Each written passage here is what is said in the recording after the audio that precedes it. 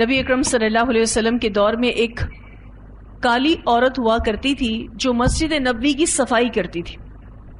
اس کی زندگی کا ایک بڑا ہی انوکھا واقعہ جو وہ خود بیان کرتی ہے، اور یہ واقعہ بخاری میں آتا ہے. یہ واقعہ ایک حبشی عورت کا ہے. عہد نبوی میں ایک مسلمان کالی عورت تھی. اس کا نام خرقہ اور کنیت ام مہجن تھی. یہ عورت مالدار نہ تھی اور نہ ہی پڑھی لکھی تھی، مگر اپنے رب کو راضی کرنے کے لیے اسلام کی خدمت میں اپنا کردار ادا کرنا چاہتی تھی. اس نے دیکھا کہ وہ کوئی اور کام تو نہیں کر سکتی، البتہ مسجد کی صفائی ایک ایسا کام تھا جسے وہ انجام دے سکتی تھی. اس نے کھجور کے پتوں سے جھاڑو بنایا اور اس سے مسجد نبوی کی صفائی شروع کر دی. اس عورت کے مسجد نبوی تک پہنچنے اور اسلام قبول کرنے کا واقعہ کچھ یوں ہے. حضرت عائشہ رضی اللہ تعالیٰ عنہ کہتی ہیں کہ میں اس عورت کو روزانہ ملا کرتی تھی اور وہ اشعار کی ایک سطر کہتی تھی، اور اسکاف کا دن ہمارے رب کے عجائبات میں سے تھا. اس دن اس نے مجھے کفر کے ساحل سے بچایا. حضرت عائشہ رضی اللہ تعالیٰ عنہ اس عورت کو بار بار یہ کہتے ہوئے سنتی تھیں، مگر کچھ سمجھ نہیں آتا تھا کہ اس کا کیا مطلب ہے. یہ بار بار یہ شعر پڑھتی ہے، پتہ نہیں کیا اس کے پیچھے راز ہے، کیا کہانی ہے. وہ سوچتی تھی کہ شاید یہ کوئی نظم ہے جسے اس نے اپنے قبیلے یا اپنی سرزمین سے سنا ہے، اور اس کا کوئی گہرا مطلب ہوگا جسے میں نہیں سمجھ رہی. تو کہتی ہیں میں نے ایک دن اس سے پوچھا، ہر بار میں تمہیں دیکھتی ہوں اور ہر بار تمہارے ساتھ بیٹھتی ہوں تو تم اس نظم کو پڑھ رہی ہوتی ہو، تمہاری کہانی کیا ہے؟ وہ کہتی ہے کہ میں ایک حبشی غلام لڑکی تھی، اور وہ اسلام سے پہلے عرب کے کسی قبیلے میں ایک لونڈی تھی. اس کا کوئی خاندان نہیں تھا، اس کا کسی سے کوئی واسطہ نہیں تھا، اس کا کوئی دوست نہیں تھا، یعنی وہ اجنبی تھی. اس نے کہا کہ وہ اپنے آقا کے اہل خانہ کی بہت خدمت کیا کرتی تھی اور ہر جگہ ان کے ساتھ ہوتی تھی. اس نے بتایا ایک دن آقا کی بیٹی جس نے وشاح پہنا ہوا تھا، وشاح عربی زبان میں اسکاف کو کہتے ہیں یا سرخ چمڑے کی شال کو کہتے ہیں، جسے وہ کندھے پر باندھتی تھی یا کمر کے گرد باندھتی تھی، کمر بند جسے کہتے ہیں، بیلٹ کی طرح. روایتی طور پر عرب اس پر کچھ قیمتی جواہرات بھی لگایا کرتے تھے، کچھ سٹونز لگاتے تھے، کچھ پرلز وغیرہ بھی لگایا کرتے تھے جو کہ خوبصورتی اور طاقت کی علامت ہوتے تھے.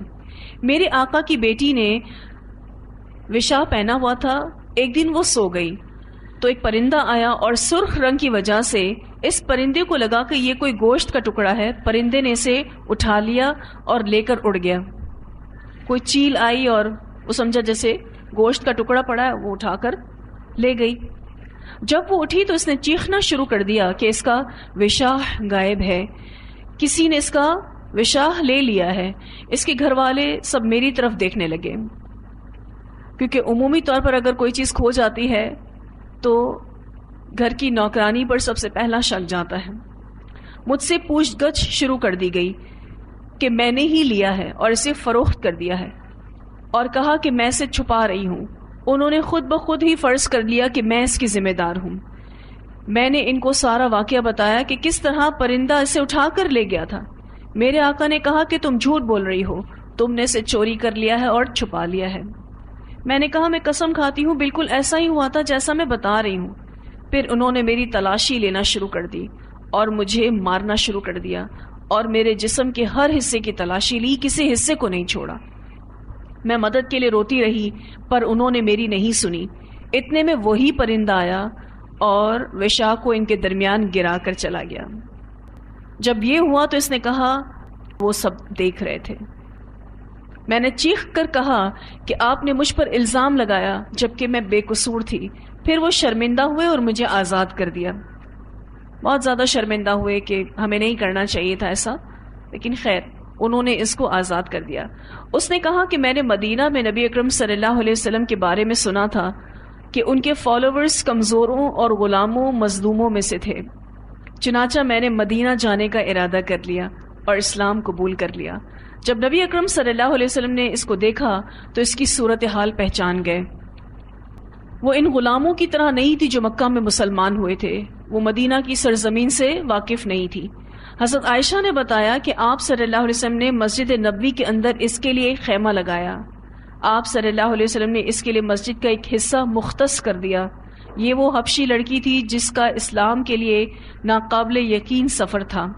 رسول اللہ صلی اللہ علیہ وسلم کا یہ اعلیٰ اخلاق تھا کہ آپ صلی اللہ علیہ وسلم نے اس معمولی کام کرنے والی عورت کو بھی اہمیت دیتے ہوئے اس کا گھر اپنے ہاتھوں سے بنایا۔ روایت میں آتا ہے کہ آپ صلی اللہ علیہ وسلم نے وہ جو حجرہ بنایا تھا اس میں خود پارٹیسپیٹ کیا تھا کہ یہ عورت یہاں رہے گی، کیونکہ اس کی کوئی فیملی تو تھی نہیں، کوئی اس کا جاننے والا بھی نہیں تھا، کوئی اس کا مددگار بھی نہیں تھا، کہ آپ صلی اللہ علیہ وسلم اس معمولی کام کرنے والی عورت کو بھی اہمیت دیتے ہیں، اس کے کام کی قدر کرتے ہیں۔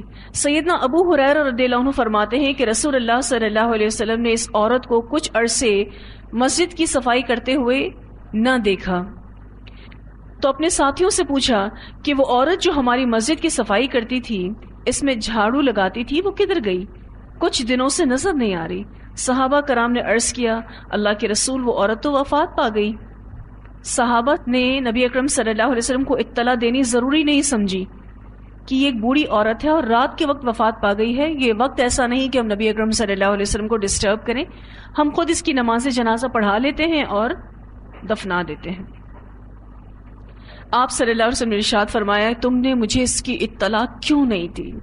ناراض ہوئے آپ صلی اللہ علیہ وسلم، اور آپ صلی اللہ علیہ وسلم کا ناراض ہونا دراصل صحابہ کرام کو یہ سکھانا تھا کہ کوئی بھی کام مسجد کا اگر ہے وہ غیر اہم نہیں ہے، وہ صفائی کرنا ہی کیوں نہ ہو۔